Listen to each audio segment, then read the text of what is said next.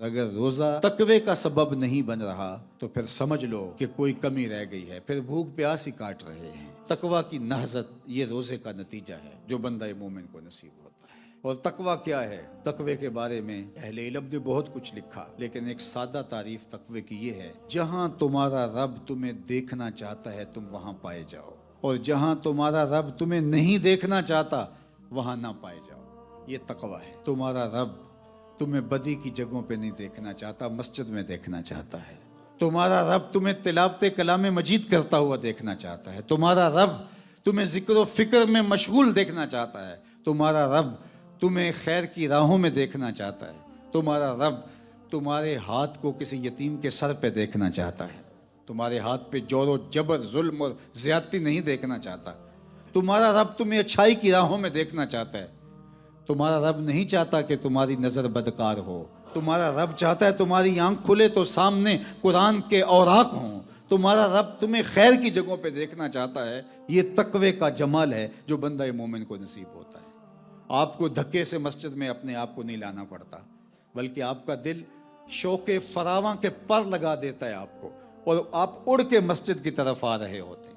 آپ کہتے ہیں تکبیر اولیٰ بھی کہیں نہ نکل جائے، تو مطلب یہ ہے اتقاء کا جمال نصیب ہونے لگا ہے، من میں روشنیاں اترنے لگی۔ برائی کی طرف تمہیں کوئی کھینچ کے بھی لے جانا چاہے تو تمہارا دل تمہیں روکتا ہے، تمہارے راستے کے اندر اللہ کے خوف کی دیوار کھڑی کر دیتا ہے، تمہیں نہیں جانے دیتا، تو سمجھو کہ تمہیں تقوی کا نور نصیب ہو گیا ہے۔ حضرت سیدنا علی المرتضیٰ رضی اللہ تعالی عنہ فرماتے ہیں کہ تقوی 4 چیزوں کا نام ہے۔ الخوف من الجلیل، سب سے پہلے اللہ کا خوف۔ اگر آپ کے اور میرے سینے میں یہ اتر رہا ہے تو سمجھو تقوی ہماری روحوں میں اتر رہا ہے۔ اور دوسری بات فرمائی والعمل بالتنزیل، کہ قرآن پر عمل نصیب ہو جائے۔ اور یہ تقوی ہے کہ جب انسان اللہ سے ڈرے گا تو پھر اس کو راضی کرنے کی کوشش کرے گا۔ تو اللہ کو راضی کیسے کرے گا؟ اس کا طریقہ وہی اختیار کرے گا جو اس نے ہمیں بتایا ہے کہ مجھے راضی کرنا چاہتے ہو تو یوں کرو۔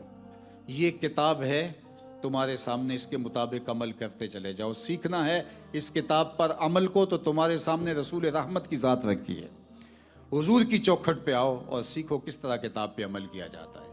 تیسری چیز فرمایا والقناع بالقلیل، تھوڑے رزق پر قناعت، تھوڑی چیزوں پر قناعت سیکھ جاؤ تو سمجھو کہ یہ تقوی کا نور نصیب ہو گیا۔ اللہ اگر زیادہ مال دے دے تو اس کو بھی راہ خدا میں خرچ کرو۔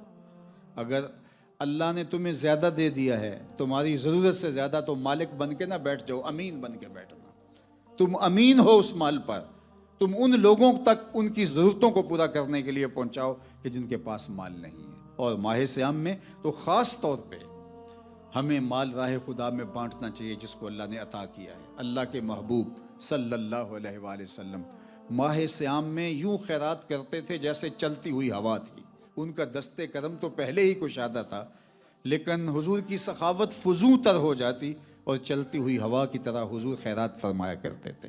تو ماہ صیام میں ہم نے اپنی ہمسائیگی میں دیکھنا ہے۔ حضور نے ارشاد فرمایا مجھے ہمسایوں کے بارے میں اس طرح تاکید کی گئی کہ مجھے لگا کہ کہیں ہمسایہ وراثت میں حقدار نہ ٹھہرا دیا جائے۔ اور ہمسایہ وہ نہیں ہوتا جس کی دیوار آپ کی دیوار کے ساتھ ہو، 40 گھروں تک ہمسائیگی ہوتی ہے۔ اور اگر ہم اسلام کے اس نظام کو سمجھ لیں جو ہمسائیگی کے حقوق اور ہمسائیگی کے خیال اور ہمسائیگی کے لحاظ کے بارے میں ہمیں ارشاد کیے ہیں، تو ایک صالح معاشرت تشکیل پائے۔ قیامت کے دن سب سے پہلا سوال نماز کا ہوگا، آپ نے سنا ہے نا؟ سب سے پہلا فیصلہ قتل کا ہوگا، یہ بھی آپ نے سنا ہے۔ اور قیامت کے دن سب سے پہلے رب سے جو شکایت لگائے گا وہ ہمسایہ ہوگا۔ اگر کسی نے ہمسائے کو تکلیف دی ہوگی، اس کو دکھ دیا ہوگا، قیامت کے دن رب کے ہاں شکایت سب سے پہلے ہمسایہ لگائے گا۔ تو اگر ہم اس نظام کو سمجھ لیں جو شریعت نے ہمیں دیا ہے تو سب سے پہلے اپنے ہمسایوں کو دیکھو۔ ہمیں تو یہ بتایا گیا ہے کہ اگر ہمسایہ بھوکا سو جائے تو ہماری 40 دن نماز قبول نہیں ہوتی۔ ہم عمرے پہ عمرہ کر رہے ہیں، سجدے پہ سجدہ کر رہے ہیں، لیکن ہمسایہ بھوک میں بلک رہا ہے، تڑپ رہا ہے۔ تو اپنی ہمسائیگی کا خیال رکھیں، پھر اپنے رشتہ داروں کا خیال رکھیں کہ رشتہ داروں میں اگر کوئی کمزور ہے، رمضان میں سحری افطاری کا بھی اس کے پاس سامان نہیں ہے، تو آپ اس کی ضرورت کو پورا کریں اگر اللہ نے آپ کو اس کی صلاحیت دی۔ آپ کو امین بنایا ہے، مالک بن کے نہ بیٹھ جائیں۔ ان لوگوں کی ضرورت کو پورا کریں جو کسی وجہ سے اپنی ضرورتوں کو پورا نہیں کر سکتے. تو فرمایا کہ اگر دولت زیادہ ہو تو پھر تو راہ خدا میں بانٹو، اور اگر کم ہے تو فرمایا تھوڑے پہ راضی ہو جاؤ. اللہ اکبر. اور چوتھی چیز آپ نے فرمایا والاستعداد لیوم الرحیل، اور وہ جو دن جس دن میں ہم نے اللہ کے حضور پیش ہونا ہے اس کے لیے ہم کچھ تیاری کریں. یہ ہے تقویٰ. یہاں رہ کے اس جہاں کے لیے کچھ تیاری کریں.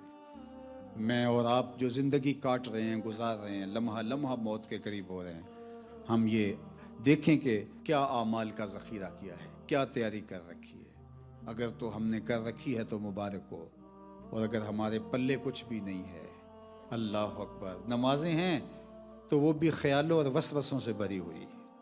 روزے ہیں لیکن جھوٹ، مکر، فریب، رشوت اس کے ساتھ روزے چل رہے ہیں. حج ہیں تو حاجی پہلے کہلا رہے ہیں، اور دیگر اعمال ہیں تو اعمال کے ساتھ ریاکاری جڑی ہوئی ہے تو وہ عمل ہی نہیں ہے. گناہ تو کنفرم ہیں، گناہ ہیں، لیکن نیکی کے لیے شرط ہے کہ نیکی محض اللہ کی رضا کے لیے کی گئی ہو تو اس کا حساب کرنا ہوگا. کبھی بھی تقوی کے دامن کو نہ چھوڑنا، ہمیشہ اللہ سے ڈرنا، ہمیشہ اس کے خوف کو اپنی روحوں کے اندر جاگزیں رکھنا، اس کے حکم سے اپنے سر کو نہ پھیرنا. یہ ماہ صیام رمضان المبارک میں یہی سکھانے آیا ہے.